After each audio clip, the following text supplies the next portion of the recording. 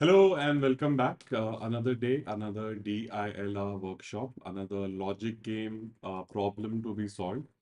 And once again, drop cat 22 and slot 1. And we have already looked at the easiest set of the problem in the previous discussion. This is slightly tougher than that, and this is only in comparison to that very easy problem. Otherwise, I think even this is fairly doable, especially if your tools are in place. And the major tool that we'll be using here is fail fast, trials and errors, because you will not using the conditions and the rules given, you will not find all the pieces of information. That means you have to uh, play with the information, try it out a few times, see what works, right? And basically just keep at it.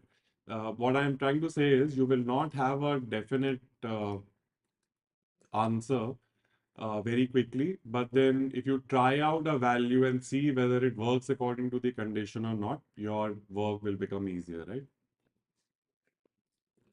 So let's dive into the problem. The sheet was shared earlier, or you might have found it on the course page. I'm assuming that you have tried it out by yourself once. Even if you have not, play along with me, see how the process is run and how we come to our conclusions and our answers, right? Once again, we are also discussing, we have done a lot of work in building our core skills and habits, which will improve our logical reasoning, problem solving skills. But right now, we are specifically talking about performing in the test scenario. And we have been discussing this idea that what makes a set easy, right? And how reading is a very important, reading effectively, quickly, with great comprehension is a part of the story, right? So you will notice that compared to other challenges in the same set, in the same slot, you'll find that once again, the language was fairly straightforward and easy to follow. Let's dive into the story. The management of a university hockey team was evaluating performance of four women players, Amla, Bimla, Harita, and Sarita, A, B, H, and S, for their possible selection in the university team for next year. Easy enough to read. For this purpose, the management was looking at number of goals scored by them in the past 8 matches, numbered 1 through 8. So that much of a data structure I've created for myself. Match 1, match 2, match 3, match 4, and this is match 8, right? The four players together have scored a total of 12 goals. So I also know the total number of goals is 12. In the 8 matches, each of them has scored at least one goal. That means the minimum number of goals scored by A, B, H, and S is definitely one. No two players have scored the same number of total goals. So the minimum is one, and all the goals scored by A, B, the scores are going to be different, right? So easy enough to read, easy enough to gather, and easy enough rules to just keep in your head and move to the further information given, right? The following facts are known about these goals scored by the four players only. All the questions refer only to the goals scored by these four players. So very simple universe, 8 matches. There are four players. There are 12 goals. I kind of have to figure out who has scored a goal where, maybe, right? Or as much of that as I can find out. So the first piece of information says only one goal was scored in every even numbered match. So one goal in match 2, one goal in match 4, one goal in match 6, one goal in match 8, right? So this piece of information was very easy to capture. I also know that in match 2, match 4, match 6, and match 8, I cannot put any other goals because I know only one goal was scored in even numbered matches, right? Second piece of information which doesn't give me anything immediately, and we have done this before, or ideally everybody should have done this before, that sometimes we have to combine a few rules or pieces of information to come to a new conclusion. So this by itself is not telling me much. It just says Harita scored more goals than Bimla. Okay, great. I will come back to it. The highest goal scorer scored goals in exactly 3 matches, including match 4 and match 8. Whoever is the highest scorer, let me just call it HS, that person scored in match 4 as well as match 8, right? And one more match because it said exactly 3 matches. Uh, Match 4 and match 8, I've already marked. There is another third match where the highest scorer person would have scored the rest of his goals or her goals. Next piece of information, Bimla scored a goal in match one. Okay, so this is the first match one, Bimla. Maybe there are more goals, so that's why I'm putting a plus sign there because I don't know how many extra goals were scored by other people. In the match two, match four, match six, and match eight, it's one only. I don't know the character, but it's definitely one goal. In match one, I know Bimla scored one, but who else scored or did not score, I do not know. So that's why I kept a plus sign there. That as the information further reveals itself, I'll figure this out. Right? And won each in three consecutive matches. So it gives me the total number of matches, total number of goals by Bimla is four. Now, this is an important piece of information. A lot of stuff is being shared here. So Bimla is definitely four. I know that for sure. I know Harita is more than Bimla, right? Now, Harita could be 10 goals, right? Can Harita be 10 goals? And this is what I mean by trial and error. You take a number in because you're not getting a definite answer right now. You know it's more than B. So now beginners will get stuck here and say, oh, more than B, I'm not getting any values here. The expert in DILR will just try out a value and see what logic evolves. If I say Harita, this is a bad example, this is a far out example. Harita is 10 goals. 10 plus 4 will give you 14 goals. The other, you can't do 14 goals because the total goals are 12 only. So, okay, it can't be 10. It can go up to 8 maybe. Can it be 8? 4 plus 8 is 12, but that would mean that the other players, Amla and Sarita, would have 0 goals, right? I know everybody scored 1 goal at least. So, let me put that information. I know Amla is 1 or 1 plus, and Sarita is definitely 1 plus, right? 1 or 1 plus. So, out of I had 12 goals, four are gone to Bimla. At least two more are gone to A and S. So four into six are gone. So I'm left with 6 goals, right? So the maximum I can go up to is maybe six. But let me again check. Can it be six? 4 plus 6 is 10. If Amla is one and Sarita is one, they will have the same number of goals. No two players have scored the same number of goals. So it can't be six either. And therefore, I come down to five. Can it be four? No, I know Harita scored more goals than Bimla, right? So this is the essence of what we call trial and error because unlike maths problems or the kind of problems we have seen in school where we get definite answers, this is what is slightly different here. We don't know, we know it's higher, but what can it be? There is a range which is limited by other conditions. So you quickly start trying out the number. Don't overthink the challenge. Just go for the numbers, see if they're working or not. You do that for maybe 15 seconds, and I think you will come to this point that Harita is 5 goals. And A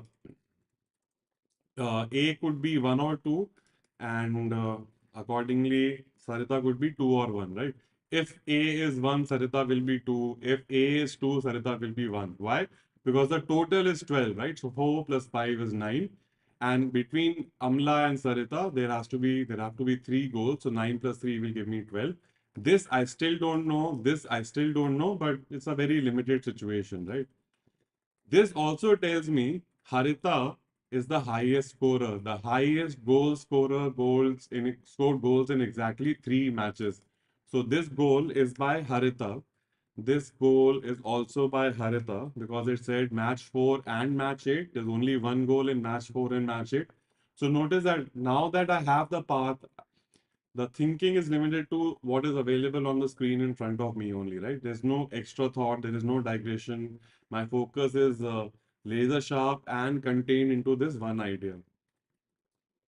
So I know Harita has scored a goal I will remove this piece of information. Harita has scored a goal here and a goal here, but Harita has scored overall 5 goals. So somewhere Harita, 3 goals by Harita, I need to put somewhere in one of these matches, right? So match 4 is the highest scorer, match 8 is the highest scorer. Now go back to the Bimla story. Bimla scored a goal in match 1 and won each in 3 consecutive matches. So match 1, yes, 3 consecutive matches. Can match 2, match 3, match 4 be those 3 consecutive matches? No, because the third match, M4, is a goal scored by Harita and only by Harita. So M2, M3, M4 cannot be the story. Similarly, M3, M4, M5 cannot be the story. Similarly, M4, M5, M6 cannot be the story. And similarly, M6, M7, M8 cannot be the story because again, Harita will show up and will that three consecutive matches will not work out. That means the only slot that I can see where Bimla's three consecutive matches, one goal each will work out is this match 5, match 6, match 7 story. So I know at least one goal was scored, maybe more, I don't know for sure. And I know one more goal was scored in match 7 by Bimla. And this match 6 goal that I already knew there was one goal is also by Bimla, right? And again, just to be very clear, let me put a plus because I don't know what other goals have been scored by other players, right? Also, remember you have a total of 12 goals. So keep a count of your goals already. So you have one goal here, 1 plus 1, 2, 3, 4, 5, 6, and 7 goals, right? And then somewhere these three Harita goals will go, that will become 12, 10. And then there are two more goals to manage. Somewhere I'll do that, right? So again, in the middle of the story, don't question yourself saying, okay, I still haven't figured out. Don't overthink the problem. Go to the next possible step, right? So we used these pieces of information and I got a lot of things out. I figured out where Bimla is going to be. I know where Harita is. Harita is the highest. Amla and Sarita limited to 2 or 1 or 1 or 2. So with that in mind, continue. An equal number of goals were scored in match 3 and match 7. So M3 and M7 are going to be equal to each other. Again, just to prove that trial and error process. Can it be two goals here and let's say one more goal here? Because it said M3 and M7 are equal to each other. And it also said they are different from the number of goals scored in either match 1 or match 5. Match 1, again, I don't know the goal so far. It could be one or more than one. And match 5, again, I don't know the exact goal so far. So let me just put two goals here and two goals here and see can I work this story out. And okay, let me just count the total number of goals. So 1 and 2 and 4 and 5 and 6 and 7 and 2, 9 and 1, 10. Now, this three goals by Harita have to go somewhere or the other, right? So I've already counted 10 goals and these three goals because this will not fit in this match 3 story. It will not fit in match 7 story. Maybe it will go to match 5, maybe it will go to match 1. But in any case, there are three extra goals being added and your sum of the number of goals becomes 13, which is not possible, which tells you that this should be one. But let's just play the game. What about if I make it three goals and maybe two more goals by someone else, right? Because all I'm trying to do is make match 3 and match 7 equal to each other. Now, if match 3 and match 7 are equal to each other, that Harita could go into this story, right? Because I don't know who these goals are by. It could be that all three of them are by Harita. So when I tried 2 and 2, that Harita was not even fitting and you ended up at 13 goals. But if I build this 3 and 3 story, I am okay. So I have 1 and 2 and 5 and 6 and 7 and 8 and then 3, 11 and 1, 12. The number of goals are fine. But uh, it says the match in which the highest number of goals was scored was unique and was not match 5. So it was unique. If I follow this story finally, match 3 and match 7 will become the matches with the highest number of goals.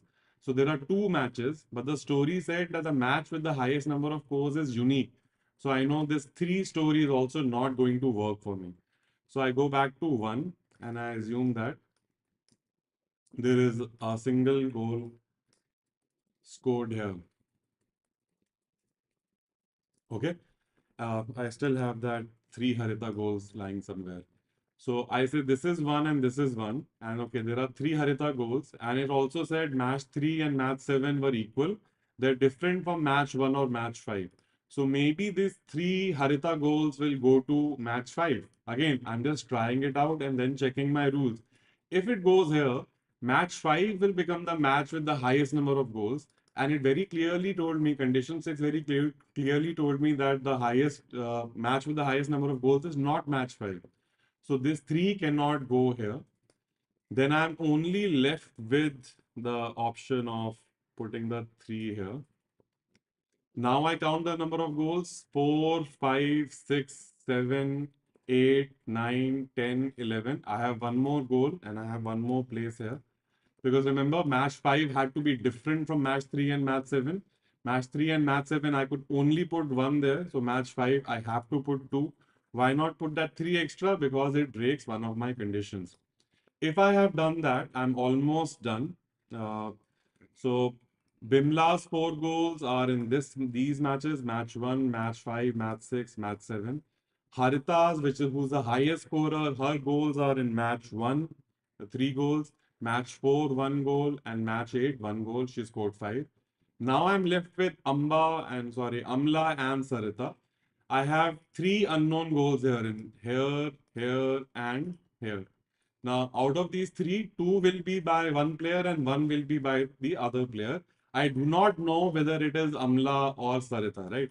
It could be that this is Amla and sorry, these two matches are Sarita. And a story would be Sarita has 2 goals, Amla has 1 goal. It could be that Amla has 2 goals, Sarita has 1 goal. It could be that Amla is here, Sarita is here, and Sarita is here as well, right? So I am not trying to create too many tables because I know you will not do that in the exam. So you're just keeping this in mind that for match 2, match 3, and match 5, I do not know, but it would be one of Sarita and Amla. And either way, the total number of goals between them will be 3. One player would have scored 2, the other player would have scored 1. I do not know so far after reading everything, which is fine because not all the time you get all the answers, right? But I'm assuming whatever data is available will be enough to answer my questions. And with that, let's move to the questions, right? So, question number 1. How many goals were scored in match 7? Match 7, 1 goal was scored. So my answer is going to be option D. So life becomes very easy once you figure it out. And I hope, especially if you struggled it and now watching the solution, like struggled with the problem, you tried it with yourself. Notice that it's a matter of not overthinking, quickly trying out values and seeing if they are consistent or breaking any rules or not. And if something doesn't work, you immediately quit it and try some other angle, some other value, and just check it, right? Uh, I mean, by now, especially if you've done all the 100 videos or so, you would have figured out that, yeah, there's always a solution. And sometimes I know we get stuck, but look at the information again, believe that whatever is needed is available here, believe that these rules will work out, and enough information is given for the question, especially, right? So life becomes easy after that. So question number 1, my answer would be D. Question number 2, which of the following is the correct sequence of goals scored in match 1, 3, 5, and 7? In match 1, I have 4 goals. With that only, I can mark my answer as option B. Right? Match 1 is 4 goals, match 3 is 1 goal, match 5 is 2 goals, and match 7 is 1 goal again. So I can choose option B very quickly. Now, this this scares a lot of people, but once you have figured out the set, this is hardly a challenge. The question is, which of the following statements are true? Amla and Sarita never scored goals in the same match. Now, these are Amla and Sarita stories. You can go back to my original representation. Amla, Sarita, Amla, Sarita, Amla, Sarita. But I see whether it's Amla or Sarita, and if I look at this diagram, I see that they have not scored in the same match. We don't have 2 goals in the same match. There was only 1 goal, so it would be either Amla or Sarita. Only 1 goal, either Amla or Sarita. Only one spare goal because the other one is by Bimla anyway. So they've never scored in the same match. Amla and Sarita never scored in the same match is going to be true, right? Because I can see that in match 2, match 3, and match 5 story. Harita and Sarita never scored goals in the same match. Uh, is also true. Harita is here, and here. Harita has never scored a goal with either Amla or Sarita. So definitely this is also true. So therefore my answer would be both the statements are true. Because the question was which of the following statements, choose the options depending on that. Both the statements are true, right? So even the part that was missing, Amla and Sarita, I know I can answer the questions with that much information. So keep that belief in mind as well, right? Question number 4. Which of the following statements is or false? In every match, at least one player scored a goal. Uh, I know this is true. In every match, there is at least one player who has scored a goal. Statement 2. No two players scored goals in the same number of matches. Okay. Let's go step by step. Bimla has scored in match 1 and these 3 matches. So she has scored in, let me just fix this. The number of matches for her is 4 matches, right? Four matches. Let me give some space here. Harita, who is the highest scorer? How many matches? One match here, one match here, one match here. So she has scored in 3 matches. Amla, depending on the story or version, Amla could have scored in 1 match or 2 matches. And vice versa, depending on Amla's story, Sarita would have scored in 1 match or 2 matches. So for a minute, let's assume that Amla has 2 matches and Sarita is 1 match. Or there could be a story where Amla is 1 and Sarita is 2. But have they scored the same number of goals? Have they scored goals in the same number of matches? No. So no two players scored goals in the same number of matches is also true. So the question was which are false? My answer would be none of the statements are false because both of them are true, right? I don't think so. In reading, for example, even after reading the passage, you still have to work hard at the options and evaluate the options. Here in DILR, once you figure out the set, then the options or the question does not present too much of a challenge at all, right? Question number 5. If Harita scored goals in one more match as compared to Sarita. So I know Harita, I just figured out. Harita had done 3 matches, right? She has scored goals in 3 matches. It says Harita has scored goals in one more match as compared to Sarita. That means Sarita must have done 2 matches. If Sarita has done 2 matches, that means her score is going to be 2 and Amla's score is going to be 1. So out of these 3 matches, 2 goals out of these 3 pending on where I do not know who has scored, 2 have been scored by Sarita and 1 by Amla. Now the question, Amla scored goals. Okay, then the question was, which of the following statements is are necessarily true? Amla scored goals in consecutive matches. Amla has only scored goal in 1 match. How can she score goals in consecutive matches? So this will not be true. I'll make it smaller. It's false, right? Sarita scored goals in consecutive matches. Again, I don't know. It could be Sarita because I know Sarita has scored 2 goals. It could be Sarita is here and Sarita is here. Amla is here. So I really don't know for sure whether Sarita has done it in consecutive matches. And I was looking for necessarily true. So my answer would be none of the statements are necessarily true. Right? So with that, we are done with this challenge as well. Now again, 5 questions here. So if you look at what is very, very doable, the first set was definitely doable. I call that first set zero prep. That means you don't need to know too much. And I also call it zero effort. There was hardly any effort in working out the problem, right? This one, if you have played a few logic games like this, it would definitely be helpful because you would know, okay, the information is not clear, but as I reread it, I try out a value because it's not going to come to me automatically. So I have to consider options quickly, right? So if you're familiar with that much of training, again, this is not, especially I'm saying, if you've been preparing for some time, this is not too much of a challenge. And considering that, I've got 10 questions in my pocket because accuracy should not be a problem here. And 10 into 3, you got 30 marks. You're already at 97, 98 percentile. If out of the remaining 2 sets, if you can hit 2 more questions or even 1 more question, you are very, very sorted in DILR, right? So that has also been a side agenda for us. I mean, solving a problem is great. But one of the things that we want to impart right now is that there is enough easy stuff. Please look for it. Keep your calm about you and conquer the easy stuff. The difficult stuff is going to be difficult anyway. It might be out of our reach, but there is easy stuff, whether we're talking about RC or QA or DILR. Focus on that. Uh, Keep your breathing going, keep playing these games, and then hitting that high percentile should not be too much of a problem. Now, I think the major problem is psychological, right? If you look at this problem and you're already agitated that you know that guys, I mean, I've heard so much about DILR is difficult. I am not good at it. These are all opinions, by the way, right? And misinformed beliefs, let's say.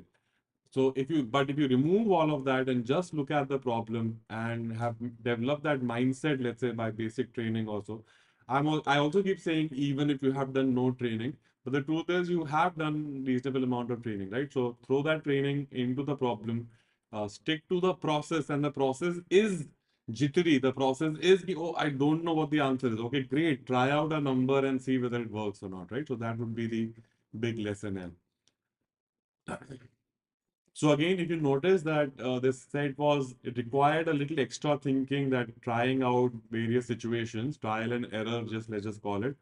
Uh, we also call it, the official name for this is building and testing cases, right? You try out a case, whether it's 6 or 5, can it be 8, and you test it, right, according to the rules. But again, you will see that the effort was not too much. Even the discussion time for this video will not be too much, right? As we progress further in the slot one journey, you will see that, okay, maybe the next set, the logic was easier, but the number of steps required, you have to keep calculating, not very complicated calculations, very basic addition, multiplication, but you have to do it a few number of times.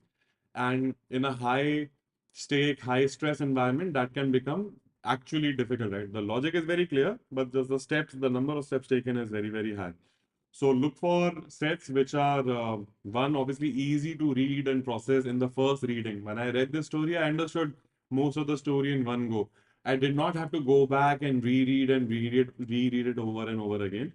And notice also that the effort wasn't too much, right? Once I figure out the logic, then it can be done fairly quickly in 5 to 6 minutes. You don't have to spend 15 minutes at it. And even the previous set was around 5 to 6 minutes, 7 minutes maybe. So if you throw them together, even if you take 10 minutes each, you are at 20 minutes. You still have 20 more minutes to try out one, let's say that extra set, and go slowly through it, or try two sets, maybe 50-50, right? You try it out, you don't figure it out, you try the next one, and then you go back to the first one, and you get two questions here, one question there, and you're good to go, right? So speed will also come from doing easy stuff, especially that early speed in the test, right? Otherwise, you try out the first set and you realize you spend 20 minutes, your heart will change its rhythmic pace and life will become difficult, right? So make sure this is the main lesson at this point of time. Look for stuff which is easy. Develop an instinct for that, okay, I can tell by reading that this is going to be workable, right?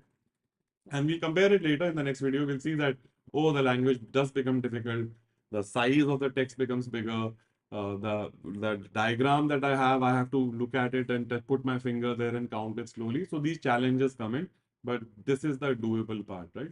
So with that, I will stop for now, and I'll see you really soon with the next DILR workshop. If you have not finished the previous workshops, please do so. Maybe just one a day or so at this point of time would be more than enough. Just to keep that, just to keep these basic tips and pointers at the top of your mind, that, oh, I have to try and work it out. Why is that? Why do you have to train yourself to do it? Because most of your schooling was formula driven, right? And answer driven. You get the answer. Here we don't get the answer quickly. So I need to know, yeah, this happens and I have to try out and then I'll work it out. Okay. So that's it. I will see you really soon. Bye for now.